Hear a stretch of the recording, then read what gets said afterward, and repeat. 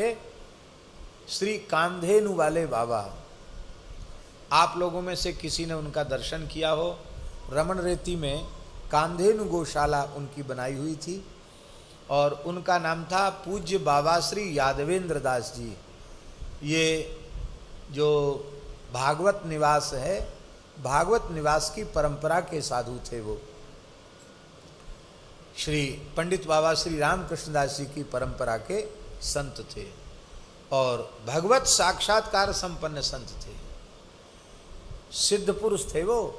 हाँ, यूँ तो सिद्ध के रूप में अनेक लोग प्रसिद्ध हो जाते हैं, लेकिन वे वस्तुतः सिद्ध थे। शरीर से भी ब्रज, आप तो दर्शन किए होंगे, शरीर से भी ब्रजवासी थे वो और सेठ साहू का बहुत खरा बोलते थे। हाँ, ऐसो बोलते कि जल्दी कोई पास फटके नहीं उनके, ऐसा बोलते। पर उनकी सेवा गुसाई लोग करते थे। वृंदावन के पुराने ब्रजवासी, बड़े बड़े भागवत के पंडित, रासाचार्य, ये सब उनको मानते थे, उनके पास जाते थे। हमारे ऊपर उनका बड़ा प्रेम था, बहुत स्नेह था। ऐसी ऐसी विचित्र विचित्र अनुभूतियां वे सुनाते थे अनेकों बार। हम आपको क्या कहें, सबके सामने कहने योग्य बातें नहीं हैं, क्योंकि सबके हृदय में सरल विश्वास नहीं होता है।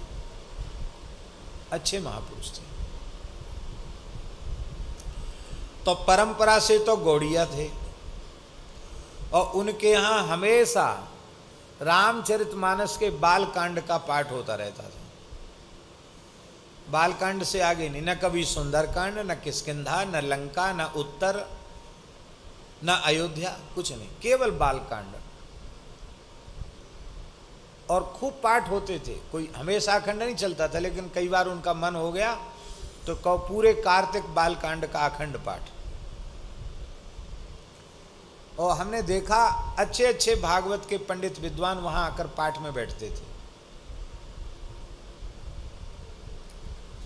तो उनका एक दिया हुआ भाव हम स्मरण कर रहे हैं। बोले देखो, बड़े को रिझाना बहुत कठिन है और बच्चा तो एक टॉफी ते रिझ जाए, एक नेक सी टॉफी दे दो और बालक को प्रसन्न कर लो, जो चाहो सो उसको उससे ले लो, कहवा लो, वो सर्वस्व दे देगा। एक टॉफी अपने आप को दे देगा, एक टॉफी दो तुम्हारी गोद में आ जाएगा। गोद में आने का मतलब है अपने आप को दे दिया उसने एक टॉफी के बदले। और बोले वही 15-16 साल का लड़का हो तो हजारों रुपए को खिलौना खरीदवा दो को फिर भी राजी ना हो। तो बोले भैया अपने तो छोटे लालाए माने, नेक सी मिश्री दे दो, एक लड़ुआ दे दो, एक पेड़ा दे दो, एक बतासा दे दो और जो चाहो सो ले लो। तो उनके यहाँ बंदऊ बाल रूप सोई रामू, सब सिद्धि सुलभ जपत जिसु नामू, इसका संपुट लगाकर बालकांड का पाठ होता था। बोले हमारा लाला प्रकट होता है और ब्याह करता है, इसके आगे हम सुनते ही नहीं, हमें जरूरत नहीं सुनने की। फिर रावण बध लीला, अरे भैया जाए रावण मानो है सो समझे, हमें रावण से कोई प्रयोजन नहीं है, हमारे लाला को ब्याह है गयो। एक बार उन्होंने कहा, बोले बाबा राधा कृपा कटाक्ष का पाठ करते हो? हमने कहा नित्य तो नहीं करते, कभी कभी कर लेते हैं। अच्छा, बहुत बढ़िया। तो राधा कृपा कटाक्ष में प्रमोद काननेश्वरी आया है राधा रानी के लिए। आपने गर्ग संहिता पढ़ी है, ब्रज के प्राचीन साहित्य को देखा पढ़ा है। ब्रज में 12 वन और 12 उपवन में कहीं प्रमोद वन है? गिनती करके बताओ। नहीं है महाराज जी। फिर राधा रानी प्रमोद काननेश्वरी कैसे हो गई?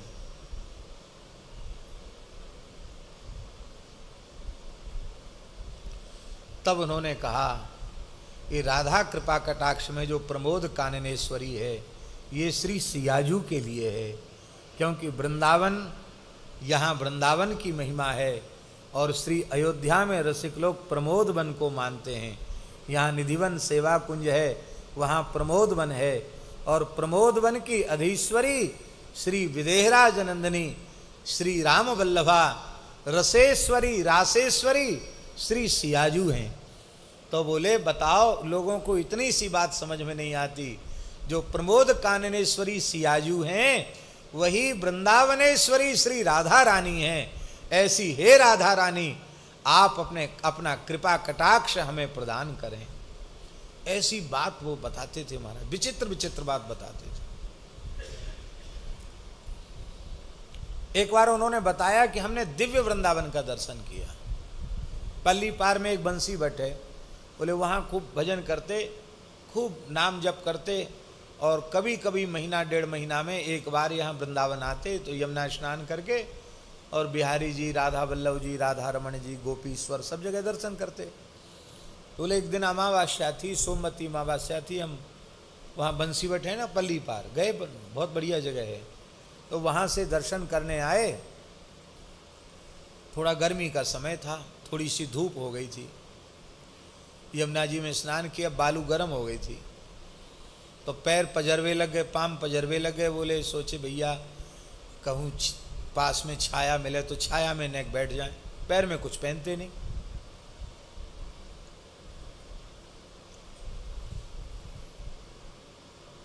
वो ठाकुर जी बैठे रहेंगे, ठाकुर जी को एक थोड़ा ऐसे कर दो ठाकुर जी को, हाँ विराज जाओ विराज जाओ।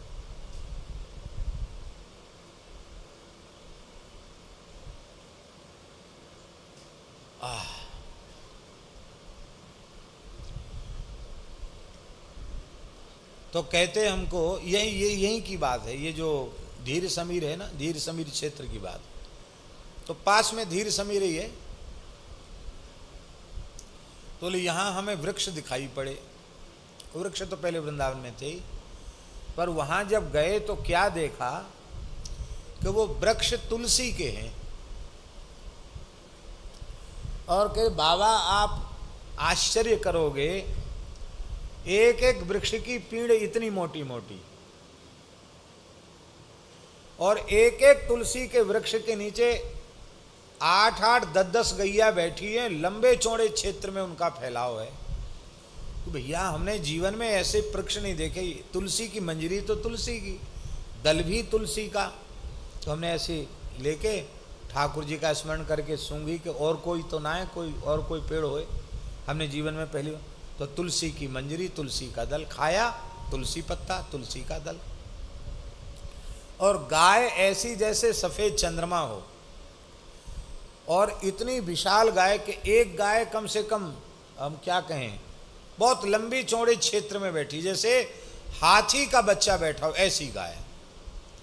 और बोले गाय खड़ी हुई तो इतनी ऊंची, मैंने जीवन में ऐसी गाय नहीं देखी, ऐसी तुलसी नहीं देखी। इतने मोटे मोटे गाय के थन, हाथ में पकड़ने नहीं हमें, इतने इतने हाथों की पकड़े नहीं होती कि कोई दो सके। ये ऐन गाय का, ऐसी सुंदर गाय। और तुलसी का बहुत लंबे चौड़े क्षेत्र में इस तरह से तुलसी के वृक्ष, और एक एक वृक्ष के नीचे 2-2 4-4 गैया आराम से जुगाली कर रही हैं। अरे बोले भैया हम तो जीवन में ऐसी बच्चा पनते गैया देख रहे हैं, गैया पाल रहे हैं, पर ऐसी गैया ना देखी, ना तुलसी ऐसी देखी। तो बोले कुछ तुलसी दल हमने उतार लिया वृक्ष में से, और बोले हम संतों को दिखाएंगे, लोगों को लाएंगे यहाँ। कुछ प्रेमी परिचित महात्मा मिले, अरे बोले इतनी बड़ी तुलसी, और के एक तुलसी के नीचे कम से कम 100 आदमी बैठ जाएं, इतने बड़े बड़े तुलसी के पेड़, ये मोटी मोटी पीड़ तुलसी की। पीड़ जानते ना, तना, इतनी बड़ी बड़ी गैया। तो बोले हमने बताया, तो हमारे जो प्रेमी परिचित संत थे वो कहवे लगे कि कुछ खा पी तो नहीं लिया है। अरे इतनी बड़ी तुलसी होती है क्या, वो इतनी बड़ी गैया होती हैं, दिमाग तो ठीक है आपका कि नहीं। बोले देखो हम तुलसी लेके आए। बोला अरे तो कहीं से उतार लाए होगे तुलसी, इतना बड़ा पेड़ हो ही नहीं सकता तुलसी का। हमने कि चलो सबको दिखावें। तो 2-4 संत को लेके हम आए यहाँ। तो बोले ढोंड़ पड़े थे, ढोंड़ जाने, ढोंड़, पुराने ढोंड़ में खंडर जैसे, ना कोई तुलसी का पौधा, ना वहां कोई गैया, पहले कोई ढोंड़ ना दी को, केवल तुलसी और गऊ।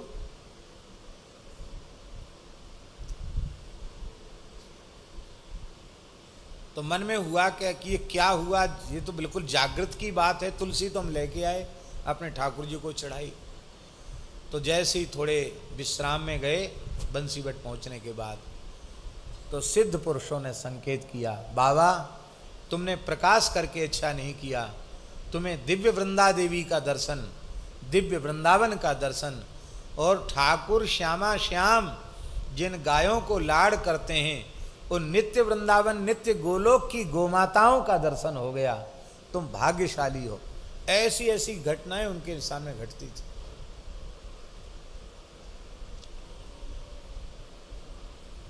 बहुत अच्छे संत थे। तो उन्होंने कहा कि हम तो बाल रूप श्री राम जी को, बाल रूप लाला को, चाहे नंदन नंदन हो चाहे रघुनंदन हो, हम तो भैया बाल रूप है ज्यादा माने। क्यों? नेक टॉफी दे दो, जो चाहो सो करवाए लो। और बड़े को तो राजी करने में बहुत कुछ करना पड़ेगा, राजी होए ना होए, इसलिए छोटो लाला छो, ये उनका भाव। हमको उन्होंने एक तुलसी की छड़ी दी, अभी भी हमारे पास रखी है। तो नीचे से ऊपर तक उसमें 16 गांठ है।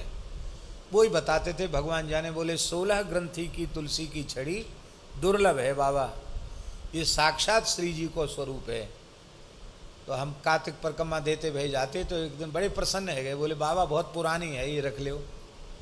महाराज जी आप अपने पास ही रखो। अरे ना तुम रखो।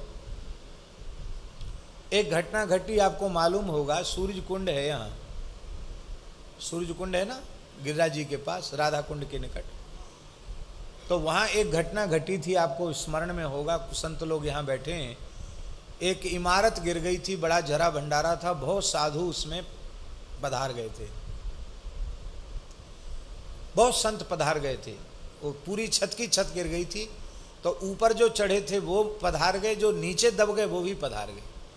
बहुत से संतों की मृत्यु हो गई थी उसमें दब के। उसके लिए खूब पाठ पूजा भी हुआ, भंडारा भी, उत्सव भी हुआ। लेकिन उन श्री कामधेनु वाले बाबा के पास वे सब संत अपने सूक्ष्म देह में आए, और उन संत जैसा बाबा ने हमको बताया वो हम बात बता रहे हैं आपको। बोले वो सब संत हमारे सामने आए और उन्होंने कहा कि दुर्घटना पूर्वक मृत्यु होने के कारण जहाँ हमें पहुँचना चाहिए था वहाँ हम नहीं पहुँचे हैं, अभी हम भटक रहे हैं। बोले तुम्हारे लिए तो 108 भागवत जी के पाठ हो गए और भंडारा भी हो गया, सब उत्सव हो गया। बोले हम लोग अभी उसी स्थिति में हैं। तो हमारा उद्धार करो कि हम श्री किशोरी जी के निकुंज में ठाकुर जी की सन्निधि प्राप्त करें। तो उन्होंने कहा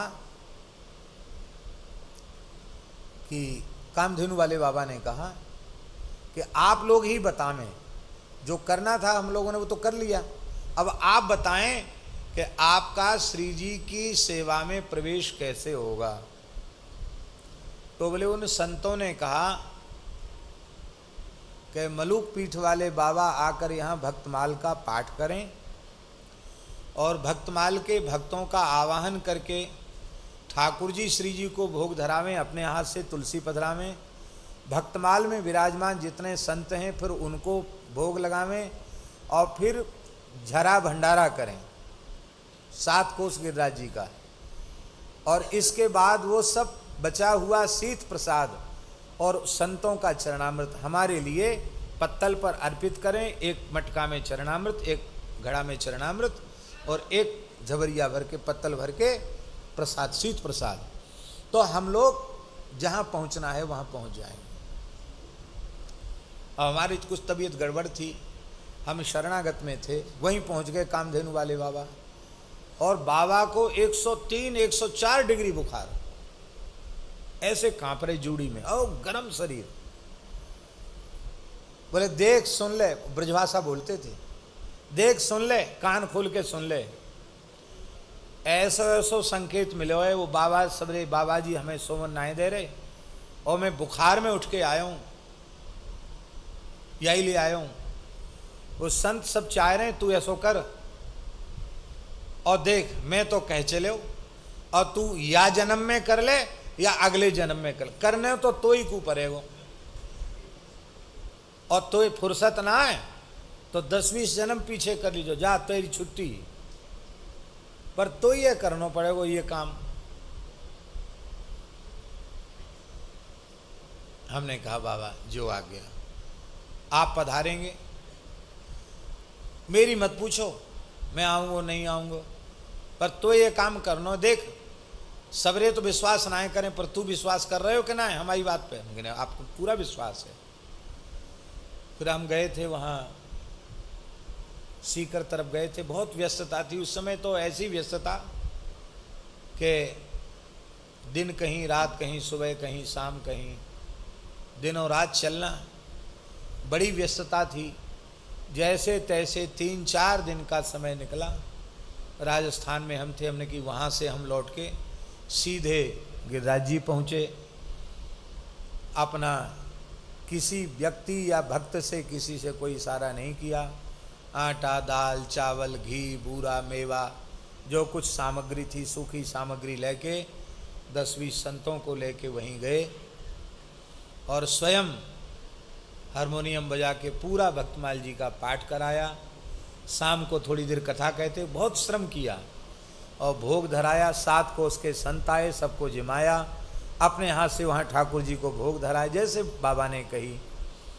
और बाबा को उस समय भी स्वास्थ्य ठीक नहीं था, तो बाबा नहीं आ सके, और फिर बाबा को प्रसाद दिया। फिर बाबा पधारे हम मलुक पीठ, और उन्होंने रोते हुए कहा कि संत आपको बहुत आशीर्वाद दे रहे हैं, प्रसाद लेकर सब संत निकुंज में पधारे हैं, आपके ऊपर बहुत प्रसन्न है संत, ये उन्होंने कहा।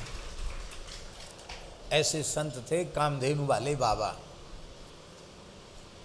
बोलो परम पूज्य बाबा श्री यादवेंद्र दास जी महाराज की जय, श्री कामधेनु वाले बाबा की जय। हम जब भी वहां से निकलते हैं तो उस दिशा की ओर जरूर नमस्कार करते हैं, जब भी निकलते हैं, चाहे परिक्रमा में निकलें चाहे वैसे ही निकलें। रमण रीति से निकलेंगे तो कामधेनु वाले बाबा का तुरंत स्मरण हो जाता है, मन ही मन उनके चरणों में प्रणाम करके तब आगे बढ़ते हैं। हमारा ब्रज ऐसे ही संतों से शोभायुक्त है। तो बोले ये सिद्ध मंत्र है।